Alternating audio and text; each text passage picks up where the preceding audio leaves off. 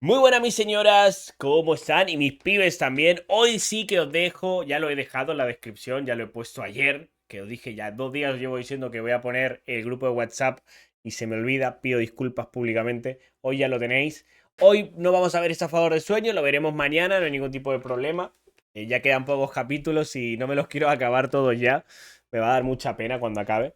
Pero bueno, hoy vamos a ver el día de lo que ocurrió, el caso Columbine. Muchos de ustedes ya lo conoceréis. Vosotros sabéis que yo soy pues bastante inexperto en casi todo y no he visto casi nada de absolutamente nada. Entonces vamos a ver qué pasó aquel día. Me han dicho que es un vídeo fuerte, pero vamos a verlo.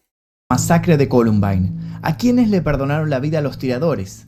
¿Qué parte del plan falló, reduciendo considerablemente el número final de muertes?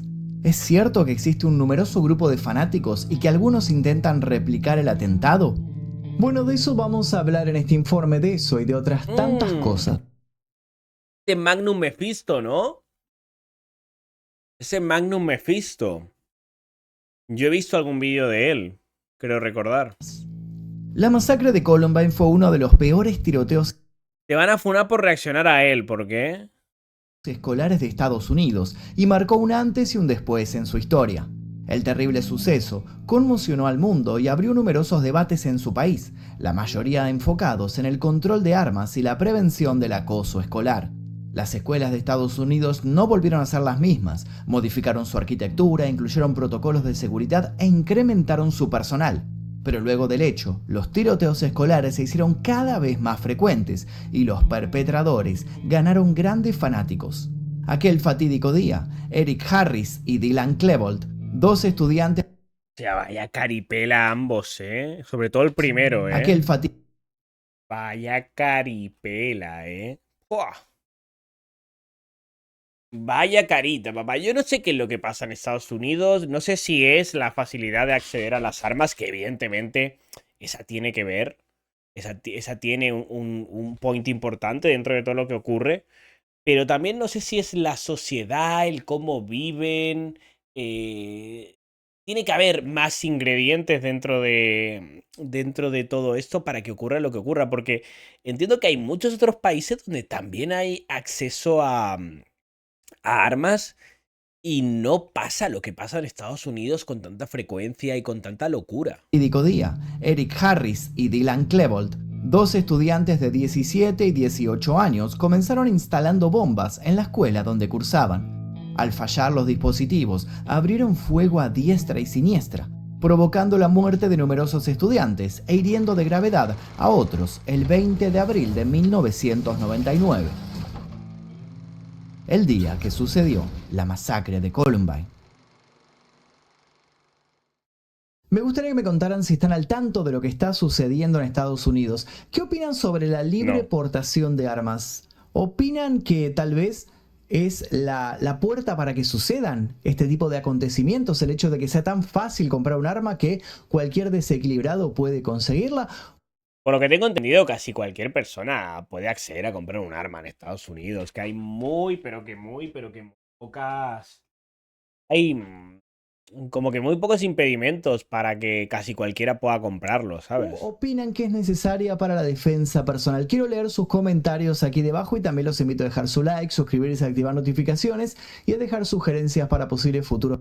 Yo la verdad es que del tema de las armas no tengo una opinión formada como para deciros. Creo que es un tema que hay que tener una opinión formada para hablar de estos temas y demás. A priori te diría que no estoy tan de acuerdo con la aportación de armas. Eh,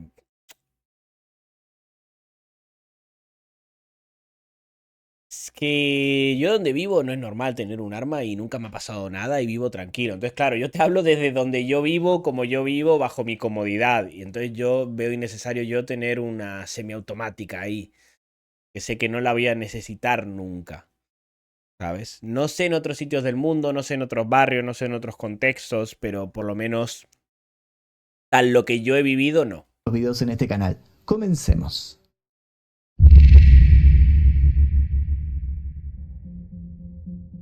Hay un Eric documental muy bueno sobre la que se llama Bowling for Columbine.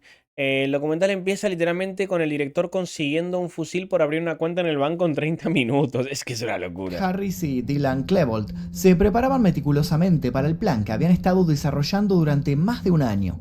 Armados con 4 escopetas, 4 cuchillos y 99 bombas de fabricación casera, eligieron una fecha especial para llevarlo a cabo, el 20 de abril, el día de nacimiento de Adolf Hitler. No. Pero antes se dispusieron a grabar una serie de videos. En ellos mostraron su emoción por lo que estaban por realizar, detallaron cómo recibían burlas por parte de sus compañeros y también manifestaron su odio profundo hacia los atletas de su escuela. Algo que siempre repetía Klebold era: los mataré a todos. Ellos querían que sus videos fueran vistos por el mundo entero, cuando todos se preguntaran por qué motivos habían realizado lo que denominaban su obra maestra. En la última grabación, los adolescentes se despidieron de sus familias. Klebold les pidió perdón a sus padres por los problemas que podían llegar a ocasionarles, garantizándoles que se iban a un lugar mejor. También les recordó que habían sido unos padres maravillosos, pero expresó que no le gustaba la vida y que iba a ser más feliz donde fuera que vaya. Por su parte, Harris también decía sentir lo que iba a suceder, a la vez que afirmaba no poder evitarlo. Con un chasquido de dedos que dejaba clara la prisa, se despidieron para siempre de sus seres queridos. Tenían mucho que hacer. Durante la mañana de lo que llamaron el día del juicio, dejaron todas las cintas en el dormitorio de Harris. No se molestaron en esconderlas, por el contrario, las colocaron bien a la vista para que pudieran ser encontradas fácilmente. Bueno, es lo que querían, ¿no? Los jóvenes no querían dejar nada librado al azar. Incluso este ataque tendría 2 últimas víctimas, ellos mismos. Pero no nos adelantemos. Para entender cómo fue que terminó todo esto, es necesario que comencemos por el principio. A ver. Los perpetradores. Ok. Eric Harris y Dylan Klebold se conocieron en 1993 y tiempo más tarde ingresaron a la escuela de Columbine para cursar sus estudios secundarios. Una vez vi un vídeo de un tipo latino que se fue a estudiar allá y decía que la escuela es como se ven las series populares, atletas, etc. O sea, el bullying es así, es surrealista. Para 1996 ingresaron a la escuela de Columbine. Klebold. Eric Harris y Dylan Klebold se conocieron en 1993 y tiempo más tarde ingresaron a la escuela de Columbine para cursar sus estudios secundarios. Para 1996, Harris había creado un sitio web en donde escribía toda clase de pensamientos cargados de odio, además de instrucciones para la preparación de explosivos. Pero el sitio no causó ningún revuelo hasta 2 años más tarde, cuando una madre preocupada decidió llevar el asunto a la oficina del sheriff del condado de Jefferson. Ella fue una de las primeras que señaló que estos 2 jóvenes no eran tan inofensivos como se pensaba. Pero obviamente nadie le prestó atención y ninguna investigación se llevó. Que me da la sensación de que a los pendejos de la secundaria, de los colegios y tal, por más que les encuentran cosas raras, del palo, hostia, esto está dudoso, esto está peligroso, ¿por qué estará preguntando esto? Pero hasta que no lo hacen malditos, como que no les dan peso, como dicen, bueno, son pibes, viste, yo qué sé. A cabo. Y luego... Ese mismo año, Harris y Klebold cometerían su primer delito al robar herramientas de una camioneta estacionada. Fueron arrestados por el hecho y se declararon culpables, siendo sentenciados a participar de programas destinados a alejar a los jóvenes de crímenes. Asistieron a terapia y a clases sobre el manejo de la ira. Tras un año de servicios comunitarios, la justicia los consideró rehabilitados. Luego de su arresto, ambos jóvenes comenzaron a escribir sus pensamientos en diarios. En ellos, también plasmaron sus deseos de secuestrar un avión para estrellarlo contra un edificio. ¿Qué carajo, amigo? ¿Y eso, ese tipo de cosas no les hacía pensar? A la par se entretenían como muchos adolescentes grabando videos, pero estos videos que ellos hacían eran un poco diferentes. Allí documentaban todo sobre los explosivos y las armas que habían conseguido, incluso se los podía ver realizando prácticas de tiro. Los adolescentes eran también fanáticos de los videojuegos de guerra y de la cultura gótica, sobre todo del conocido cantante Marilyn Manson. Sentían una marcada simpatía por el dictador Adolf Hitler y portaban esvásticas y otros símbolos nazis. Aún así, bueno, la puta madre, tenían menudo combo, chaval. Marilyn Manson, lo del bigotito chistoso. Dios mío, no. Joder, pleno, literal, Literal, beginner desde chiquito, sí, tío. En algunos estados están obligados a usar mochilas transparentes y hay detectores de metales en las puertas. ¿Qué dices? Hay en estados donde están obligados a usar mochilas transparentes. ¿What? Lejos de lo que se creerían, eran considerados muchachos tranquilos. Quizás por este motivo nadie se esperaba lo que estaba a punto de suceder. Hola, Caro. Hola, tío Shu. La verdad es que en Argentina, al menos, el sistema penal juvenil se trata más de dar una oportunidad a dar un castigo. Ya. El 20 de abril de 1999, Harris estacionó su auto en la entrada sur de la escuela secundaria Columbine, mientras que Klebold lo hizo en la entrada oeste. Ambos descendieron de sus vehículos vestidos con tapados negros y finalmente se encontraron cerca del de Harris. Armados con 2 bombas de 10 kilos de propano cada una, ingresaron a la cafetería de la escuela y dieron inicio a su plan, colocándolas junto a las mochilas de los más de 400 estudiantes presentes. A las 11:17 regresaron al auto de Eric y se encontraron con un joven conocido, el estudiante Brooks Brown. Harris y Brown habían tenido una serie de conflictos en el pasado. La madre del segundo fue de hecho quien había denunciado a la policía las amenazas que el primero realizaba en su sitio web. Ah, vale, ok. Sin embargo, para el momento del encuentro ya habían conseguido limar las asperezas, y es por este motivo que Eric le brindó un consejo a Brooks. Hay una parte del profesorado que no quieren ahondar en ciertos alumnos, abrir protocolos de bullying o este tipo de cosas porque conllevan más papeleo, burocracias, inspecciones, etc. Lo he visto en colegios y es lamentable escuchar eso por parte de profesores y que luego se echan las manos a la cabeza. Es que esas cosas no pueden mirar para otro lado, tío. La realidad es que ante esas cosas, aunque sea mucha burocracia, sea mucho tal... Eso no pueden. No pueden mirar para otro lado, tío. No deberían poder. Luego de decirle que le caía bien, le advirtió que saliera de la escuela en ese instante y regresara a su casa. El confundido joven sintió algo inquietante en el aviso y obedeció, alejándose minutos más tarde de Columbine. Harris y Klebold se dispusieron entonces a guardar el estallido en la cafetería. Pretendían asesinar a la mayor cantidad de estudiantes con la explosión, dedicándose luego a dispararles a aquellos sobrevivientes que intentaran a cualquier huir. modo. Pero el tiempo siguió transcurriendo, sin que ningún sonido les indicara que el plan había tenido éxito. Armados y decididos, entonces optaron por tomar el asunto con sus propias manos. Hostias. Comienza el horror. A las 11:19 am, Harris y Klebold abrieron fuego contra los estudiantes Rachel Scott y Richard Castaldo. Ambas víctimas se encontraban almorzando en el césped junto a una entrada de la escuela. Rachel recibió 4 disparos y falleció en el acto, mientras que Richard recibió 8 y perdió el conocimiento. Luego de ese ataque, Eric disparó contra otros 3 Pon pausa, Chur, voy a mear. Vale. estudiantes que se encontraban cerca: Daniel Roebuck, Sean Graves y Lance Kirkland. Klebold se acercó a este último y como respuesta a su pedido de ayuda, lanzó un sarcástico: "Claro que te ayudaré". Acto seguido le disparó en la cara, hiriéndolo de gravedad. Automáticamente arremetieron en otra dirección contra 5 estudiantes más. 3 de ellos consiguieron escapar ilesos, pero las balas alcanzaron a otros 2, Michael Johnson y Mark Taylor. El primero, aunque herido, finalmente pudo huir, mientras que Mark optó por fingir su muerte al caer al suelo. El alboroto no pasó desapercibido para los alumnos y profesores de la escuela, pero pensaron que se trataba de una broma. Nadie se imaginaba lo que en verdad estaba ocurriendo. Una broma. Nadie excepto el profesor de informática y entrenador, William Dave Sanders, que se encontraba en la cafetería. El docente supo inmediatamente que se trataba de un ataque real y comenzó a proteger a los estudiantes mientras trataba de guiarlos a un sitio seguro. Qué locura. Mientras tanto, Daniel y Sean, víctimas del tercer y cuarto ataque, habían conseguido arrastrarse hasta la puerta de la cafetería. Klebold le disparó nuevamente al primero, ocasionándole la muerte. Luego pasó por encima del segundo, que tenía el cuerpo paralizado de la cintura para abajo, e ingresó en el comedor escolar. Quería revisar las bombas que no habían funcionado. Al mismo tiempo, Harris...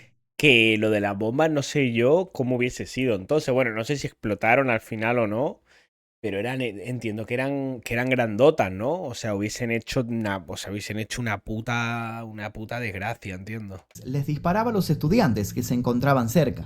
En ese momento del ataque hirió de gravedad a una chica que intentaba escapar, Anne-Marie Hochhalter.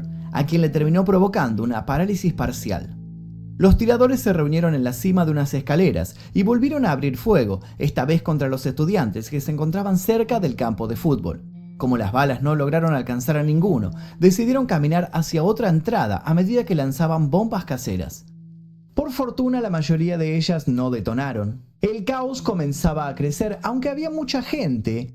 Menos mal que hicieron muchas cosas mal, en el sentido de que habría muchas cosas que, bueno, pues por ser pendejos y mirar todo en internet para hacerlo y no tener experiencia ni militar ni nada por el estilo, muchas cosas las hicieron mal, pero imagínate que a pesar de haber hecho muchas cosas mal, fue una puta locura, ¿sabes?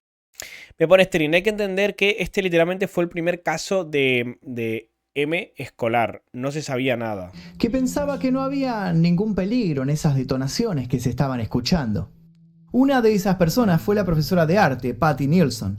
Acompañada por el alumno Brian Anderson, intentó salir a pedirles orden a los estudiantes, pero cuando el joven que iba con ella abrió las puertas, la mujer recibió un disparo en el hombro. Inmediatamente dejó a Anderson atrás y corrió hacia la biblioteca. Luego de alertar del peligro a los adolescentes que se encontraban allí y de aconsejarles mantener... ¿Habrá alguien del chat que alguna vez os hayan pegado un tiro? Sé que suena raro lo que estoy preguntando, pero he visto muchas entrevistas y tal que dicen que en el momento que te pegan un tiro, rollo no un tiro en el corazón o en la cabeza, evidentemente, pero rollo un tiro en un sitio que no te mata, dicen que no lo sienten, que sienten como mucho calor y ya está, y que, bueno, pues luego ya empiezan a sangrar y toda la polla, pero he leído como muchas declaraciones de tiros en zonas que no son vitales, que literalmente es como sentir mucho calor y que no es un dolor loco, ¿sabes? Es por la adrenalina y el cuerpo segrega dopamina. Ya, debe haber alguna historia del cuerpo ahí, El claro. silencio. Se escondió debajo de un escritorio y llamó al 911. A las 11:22 am, 3 minutos después del inicio de los disparos, el sheriff Neil Garner fue alertado por radio sobre incidentes en el estacionamiento de Columbine. A las 11:24 am recibió una nueva llamada, esta vez con detalles escalofriantes. Había gente disparando. En ese instante se vio envuelto en un terrible escenario. Ahora con la policía también, no me jodas. Garner fue el primer policía en llegar a la escuela. A las 11:24 recibió los disparos del rifle de Harris desde la entrada oeste, a unos 60 metros de distancia. Respondió con más disparos desde el estacionamiento, pero ninguno le dio los objetivos. Finalmente ese tiroteo cesó cuando Harris y Klebold entraron al edificio. Los jóvenes se movieron velozmente por el pasillo, lanzando bombas y disparándoles a las personas con las que se cruzaban. Klebold le acertó un tiro en el tobillo a la joven Stephanie Munson y repitieron la acción varias veces, yendo y viniendo por el pasillo a medida que abrían fuego contra los estudiantes. Finalmente terminaron con este pasillo y entraron a la biblioteca. Mientras tanto, el profesor Sanders había conseguido evacuar con éxito a los alumnos de la cafetería, pero algunos subieron las escaleras hacia la biblioteca y el maestro los siguió. En ese momento... Había una pila de alumnos, ¿no? O sea, tiene pinta de que había un montonazo de alumnos. O sea, se ve que era gigante el colegio ese, lo que sea, porque en los vídeos que muestran hay gente por todos lados, loco. Impresionante, tío. Se topó de frente con los asesinos que habían comenzado con este ataque. Sanders se dio inmediatamente la vuelta para correr en dirección opuesta, pero los tiradores abrieron fuego contra él y un estudiante que se encontraba a su lado.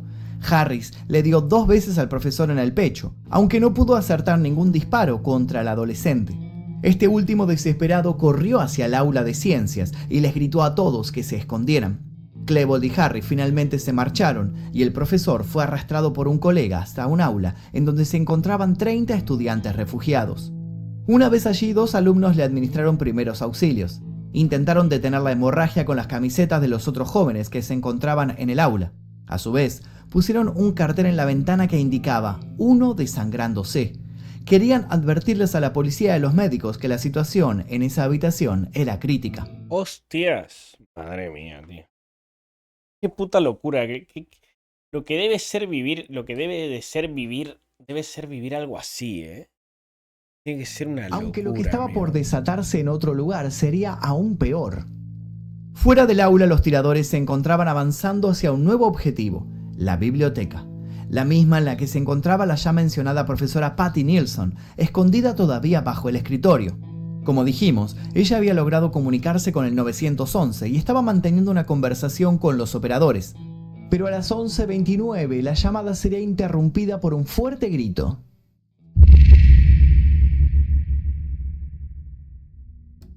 En la biblioteca de la escuela de Columbine se encontraban refugiados 52 estudiantes, 2 profesores y 2 bibliotecarios. Klebold, seguido de Harris, irrumpió en ella al grito de ¡levántense!, tan fuerte que llegó a ser captado por la grabación del llamado de los servicios de emergencia. Inmediatamente informaron que iban a matar a todos los atletas presentes y les solicitaron ponerse de pie. Ya, estos locos tenían algún trauma con los atletas, ¿no? Entonces entiendo que los más atléticos del colegio les harían bullying o le habrían quitado a la novia o algún rollo de ese palo, ¿no? O sea, porque al final esto suele ser así, lamentablemente. Pero nadie lo hizo y los tiradores abrieron fuego de todos modos. Harris disparó 2 veces hacia un escritorio en donde se encontraba escondido el estudiante, Ivan Todd. Las balas no consiguieron alcanzarlo, aunque las astillas de madera saltaron y lo hirieron. Klebold también disparó y alcanzó a herir de muerte a una alumna, Kyle Velázquez. Los atacantes recargaron sus armas y se aproximaron a la ventana, anunciando que iban a asesinar a algunos policías. Varios efectivos se encontraban afuera evacuando estudiantes cuando el dúo. Eran celos, curiosamente no eran bulleados, porque no les hacían caso. Bueno, claro, en este caso no era bullying, eran celos.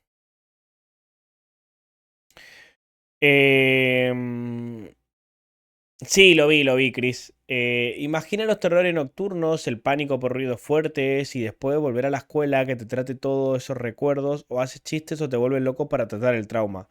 Y yo creo que lo más sano es no volver a esa escuela, ¿no? O sea, yo creo que si has vivido esta masacre, si te lo puedes permitir, y es posible, yo literalmente intentaría que la persona que haya pasado por eso no vaya al mismo colegio.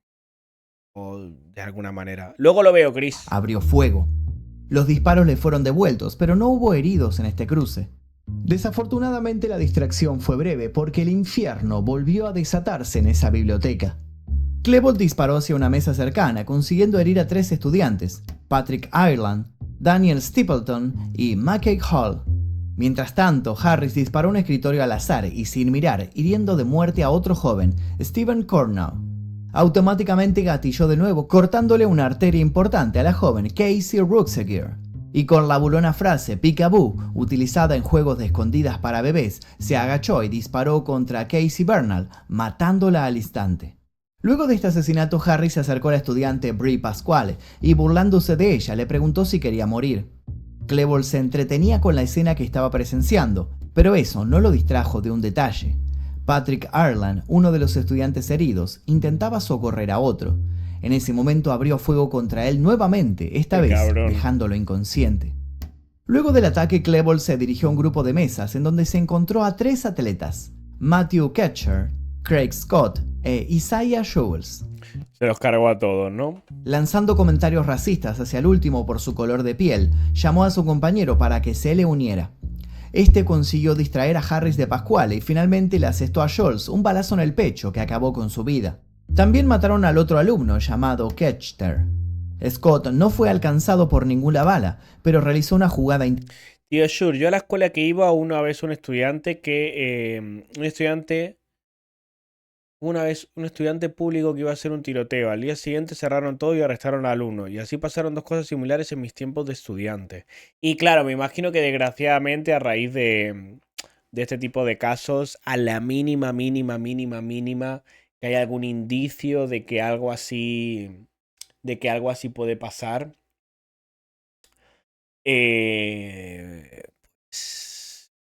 no se juega con ellos, ¿sabes? Día perdido de clase, pues es un puto día perdido de clase, pues bueno. Inteligente, se desplomó sobre los cadáveres de sus amigos y fingió su muerte. Los tiradores se dedicaron a pasearse por la biblioteca disparando contra todo, paredes, puertas, escritorios. Hirieron en este punto a 2 estudiantes más, Lisa Kurtz y Valin Schnur, y mataron a Laurie Towson. Harris se acercó a otra mesa e hirió con los Guay, yo no sé cuánta gente llevan ya que se han llevado por delante, ¿eh? Qué maldita barbaridad. disparos a otros dos jóvenes, Nicole Nolan y John Tomlin. El segundo intentó escapar, pero solo obtuvo burlas por su intento y una patada de Klebold, junto con nuevos balazos que acabaron con su vida. Harris continuaba abriendo fuego, matando esta vez a Kelly Fleming, hiriendo a Gina Park y a dos de los estudiantes ya baleados. Dirigiéndose hacia el centro de la biblioteca, Harris divisó un rostro conocido y le exigió que exclamara su nombre. El estudiante se identificó como John Savage y contaba con una gran ventaja: era conocido del asesino. Rápidamente le preguntó al atacante si iba a matarlo. Klebold vaciló un instante, pero al final respondió que podía irse. El joven aprovechó su oportunidad y huyó al instante. Justo cuando parecía que los agresores empezaban a mostrar clemencia, las esperanzas de los jóvenes se esfumaron a la velocidad de un disparo. Y ese disparo impactó contra Daniel Mauser. El terror se acrecentó nuevamente. Harris y Klebold siguieron Parecía un tipazo en la foto, amigo. disparando sin freno, hiriendo a Jennifer Doyle y Austin Eubanks. Corey DePutter también fue alcanzado por las balas, falleciendo en el acto. Finalmente, 16 minutos después del primer disparo, los asesinatos cesaron. Aunque para los autores aún quedaban 2 muertes pendientes, y es así como nuestra historia vuelve al principio. Joder, todo esto en 16 minutos. Qué barbaridad. Luego de asesinar a 10 personas en la biblioteca y de herir a otras 12, los tiradores... ¿Cuántos? Luego de asesinar a 10 personas en la biblioteca Ya llevan 10 bajas. y de herir a otras 12, los 12 tiradores heridos. perdieron interés en la matanza. Incluso llegaron a comentar que ya no les resultaba divertido dispararles a sus víctimas, y bien podrían haberlo hecho, ya que tenían suficientes municiones como para acabar con la vida de todos los rehenes en esa habitación. Hasta barajaron la idea de comenzar a acuchillarlos, especulando que de ese modo la emoción reviviría. Pero no lo hicieron. En su lugar Qué putos enfermos, ¿eh? lanzaron una bomba hacia un extremo de la biblioteca. El explosivo no funcionó, y luego de burlarse del herido Ivan Todd y de decidir dejarlo con vida, dispararon sin objetivo y resolvieron marcharse. A las 11:36 Nadie podría tirarlo de no ser inclusivo, no. O sea, literalmente estos hijos de puta, pues, todo lo que vieron. O sea, se llevaron gente rubia, negro, mujeres, chicos, chicas, atletas, gordos, no atletas. O sea, se llevaron por delante a todo lo que había, macho. Qué malditos psicópatas, tío. Yo te digo que también, ¿qué tiene que cultivarse en la mente de una persona que acaba haciendo algo así, tío? ¿Qué carajo tiene que pasar en un humano, en una persona, para acabar haciendo algo de este estilo, macho? Ujú.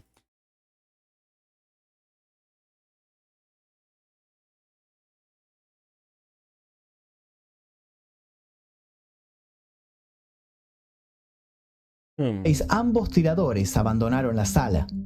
Continuaron deambulando por la escuela, disparando erráticamente y sin blancos específicos.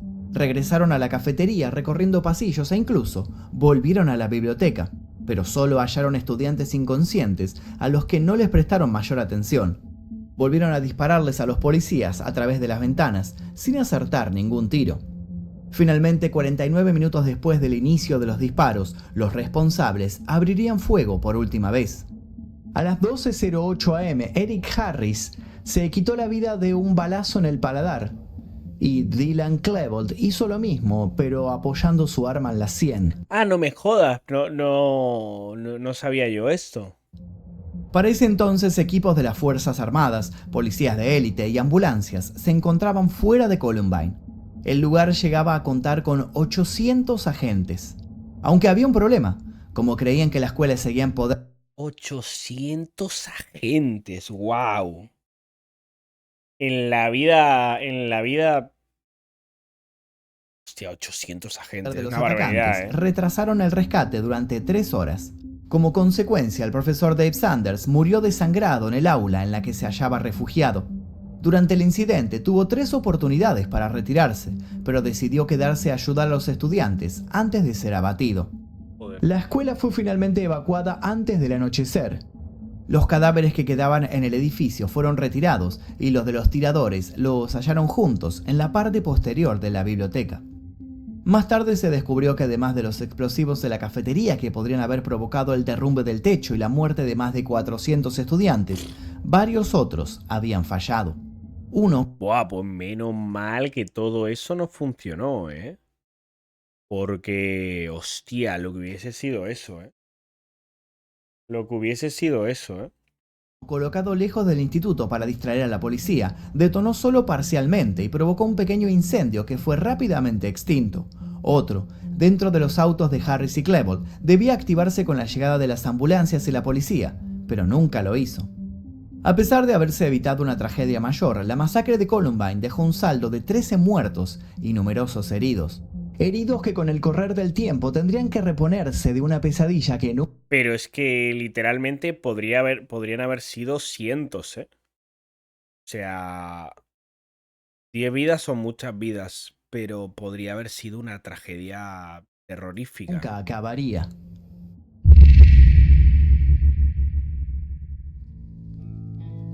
El atentado se cobró la vida de un profesor y 12 estudiantes de entre 15 y 18 años. Qué jóvenes, Los sobrevivientes tuvieron en muchos casos largos procesos de recuperación y se siguen enfrentando a la ansiedad, la depresión y el estrés postraumático. Claro. Casey Ruxiger, agredida en la biblioteca, se vio sometida a más de una decena de cirugías. Pasó las primeras semanas en el hospital, recibiendo acoso de la prensa, pero también innumerables tarjetas de apoyo de todas partes del mundo. Incluso estuvo a punto de perder su brazo derecho, que finalmente se salvó gracias a la donación de un hueso. Todavía hasta el día de hoy. Tiene que ser muy jodido eso, o sea, el vivir después de... Muchas gracias, Richie, por esos 11 meses, crack. Te mando un besito. Tiene que ser una locura, amigos, y tiene que ser muy triste seguir haciendo tu vida normal después de esto, ¿sabes? No debe ser fácil, debe ser una cuestión psicológica muy complicada de llevar, el haber vivido una situación tan heavy. Yo no sé si todos se recuperan de eso. A mí una vez un tío me sacó un machete sin conocerlo de nada y estuve 2 semanas con paranoia de que alguien me iba a atacar. Pues imagínate esto, macho. Imagínate esto. La puta madre, ¿eh? ¿Cómo de qué te sacar un machete, tío? Me cago.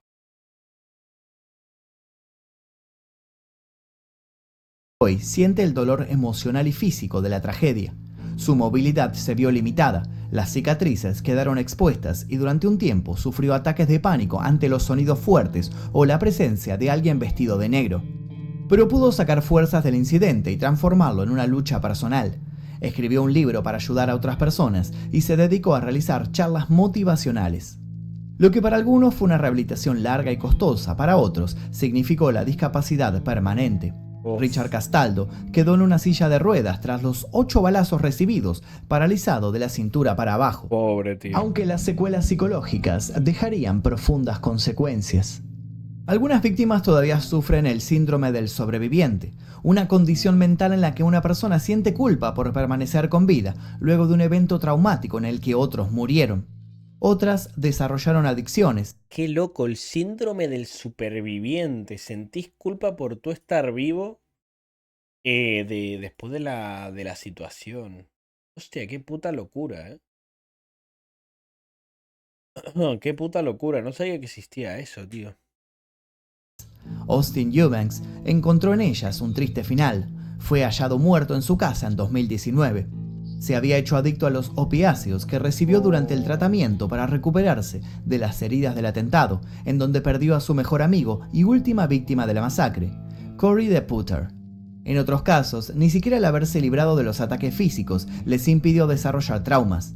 Los funerales de sus amigos y conocidos asesinados durante la masacre fueron suficientes para causar un profundo impacto emocional. Qué heavy. Los recuerdos de aquel día también. Estallidos de armas y estampidas de estudiantes despavoridos, sumidos en el terror, el caos y la confusión. Algunos incluso el atentado los perseguiría más allá. La pesadilla de Amanda Duran no acabó en la biblioteca en la que se encontraba al momento del ataque. En 2007 su hermano Joe Duran se quitó la vida luego de pelear contra una profunda depresión. Había sido Joder. vinculado con los tiradores, recibiendo amenazas de muerte durante mucho tiempo. Madre mía, ¿eh? O sea, también te digo que el hecho de lo que ocurrió es terrorífico, pero el post-evento es también muy heavy, ¿eh? O sea, lo que pasó evidentemente es una cosa dantesca, pero es que todo lo que pasa después de que ya pasa el acontecimiento es también jodidísimo de la hostia, ¿eh? La masacre dejó secuelas desgarradoras en todos los implicados, aunque también provocó un profundo debate social que despertó varias discusiones que estaban pendientes.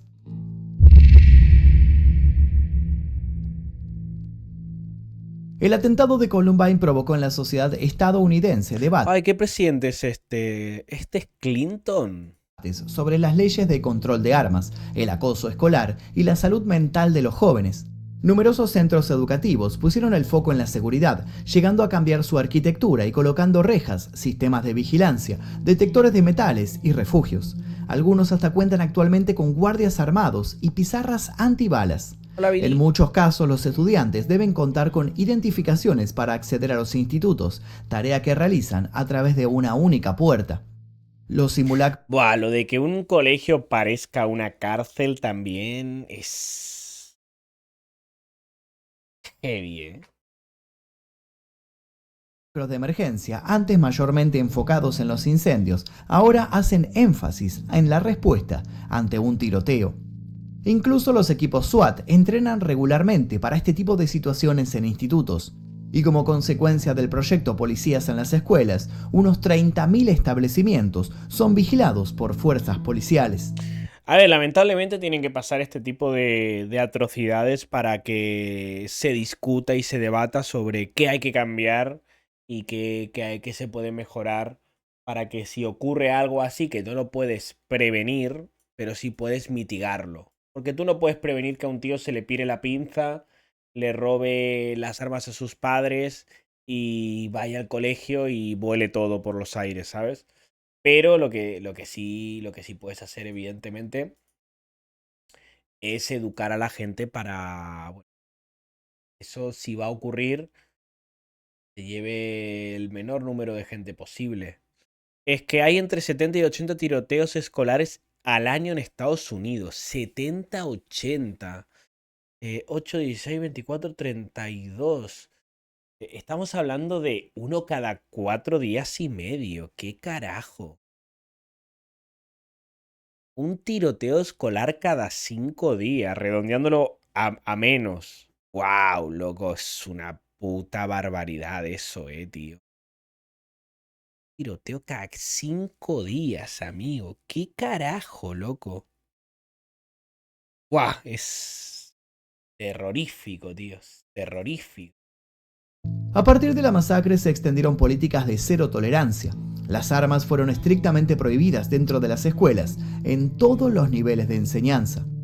Aunque todas estas medidas parecen ser insuficientes, el debate más grande gira en torno a que mientras exista en Estados Unidos la facilidad para comprar armamento, las tragedias seguirán ocurriendo. Ya. En la vereda contraria, quienes poseen armas argumentan que tienen derecho a defenderse tal y como lo especifica la Constitución de su país. Sí. Otro debate se centra en las razones por las que los jóvenes cometen estos actos.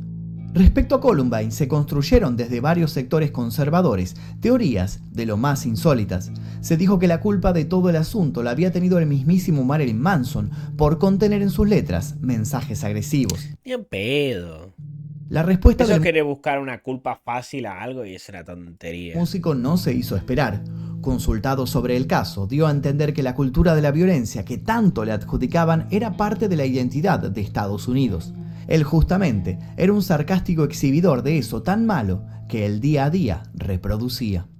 Otros artistas salieron a defenderlo, alegando que al tiempo que Columbine sucedía, Estados Unidos estaba lanzando ataques a países contra los que estaba en guerra. ¿Quién estaba entonces predicando a favor del uso de armas? Se habló también del bullying y se reforzaron las políticas contra el acoso escolar. Se cree que Harris y Klebold pudieron cometer los crímenes como una respuesta ante las agresiones sufridas a manos de sus compañeros. Aunque hay versiones Yo creo que no es que hay una cosa que tratar. O sea, para mí que esto ocurra siempre va a ser multifactorial, tío. Esto siempre va a ser multifactorial, bro. Esto no va a ser nunca una cosa y ya está. Que desmienten estos hechos, señalándolos a ellos como acosadores. La salud mental también tomó participación cuando se descubrió que en el momento del ataque los perpetradores consumían antidepresivos. Las razones por las cuales Harris y Klebold realizaron este ataque siguen siendo un misterio. Y un misterio más grande fue el fervor que se desató años después cuando varios jóvenes comenzaron a imitarlos.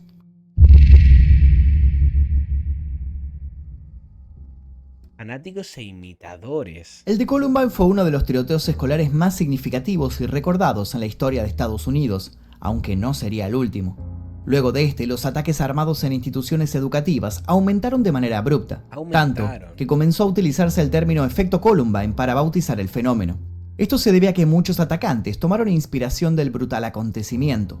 Incluso existe el concepto de generación Columbine para denominar a los escolares nacidos luego del 20 de abril de 1999, que crecieron y siguen creciendo bajo esta amenaza. Toda clase de asuntos macabros ocurren en torno a la masacre. Un ejemplo de ello es la subcultura de fanáticos, conocidos como los Columbiners. Se reúnen en... Buah, esto me parece... Uf, esto es terrorífico. En internet y demuestran abiertamente su fanatismo hacia el suceso y sus perpetradores. A través de imágenes, videos, dibujos e incluso poemas o historias de ficción, idealizan a los tiradores y les rinden culto. Por este motivo, el sitio web Tumblr se vio obligado a cambiar sus pautas y anunciar que prohibirían la glorificación de actos violentos y de sus autores. Algunos jóvenes llevaron su fanatismo más allá, protagonizando sus propios atentados. En 2017, Sun Hui Cho llevó a cabo la masacre de Virginia Tech, asesinando a 32 personas en el campus antes de quitarse la vida.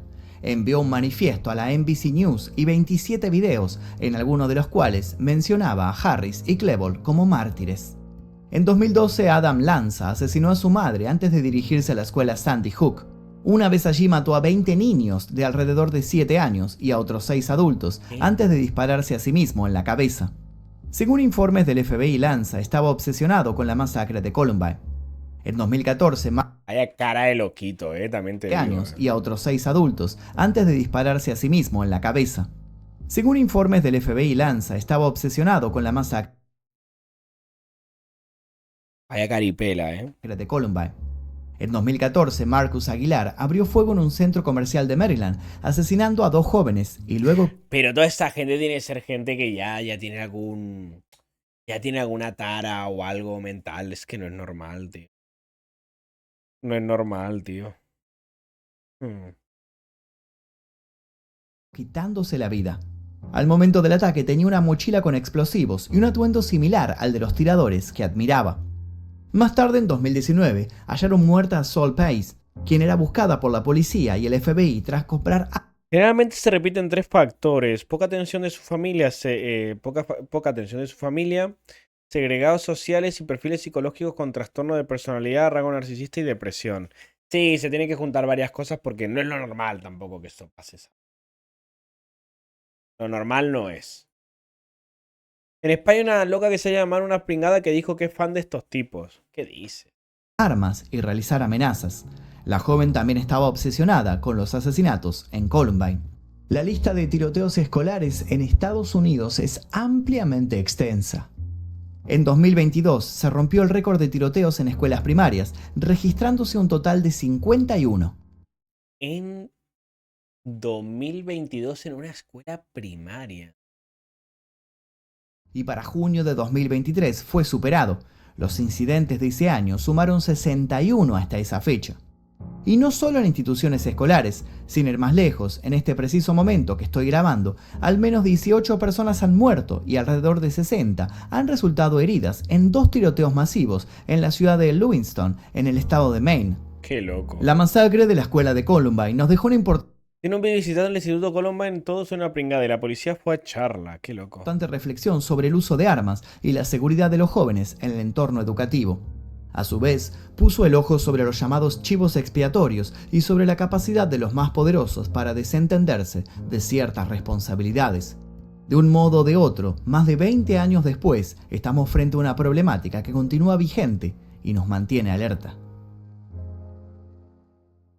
Wow, qué terrible. Y hasta aquí el video del día de hoy, espero les haya interesado. Este video sobre la masacre de Columbine me pareció un video interesante y diferente para hacer, así que sí que... Lo único que logró frenar la curva ascendente de esa estadística fue la pandemia. La carga mental aquí en USA es altísima. Además, las farmacéuticas aquí premiaban a los médicos con primas por medicar a sus pacientes aunque no lo necesitaran. Es que hay tantas cosas que está mal. Pero es que mientras siga habiendo acceso fácil a armas, esto no va a cambiar mucho porque locos aquí también los hay, ¿eh? O sea, no cambia. Aquí también está plagado de locos. Lo que pasa es que no tienen la facilidad de llegar a un arma ni a nada parecido. Esa es la gran diferencia. Pero, hostia puta, macho. Qué locura. Pues nada, señoras y chavales, dejen un like si no lo han visto. Suscríbanse si no lo están y si me queréis recomendar algún caso distinto que veamos, pues estaré encantado de hacerlo y de verlo. Un besito.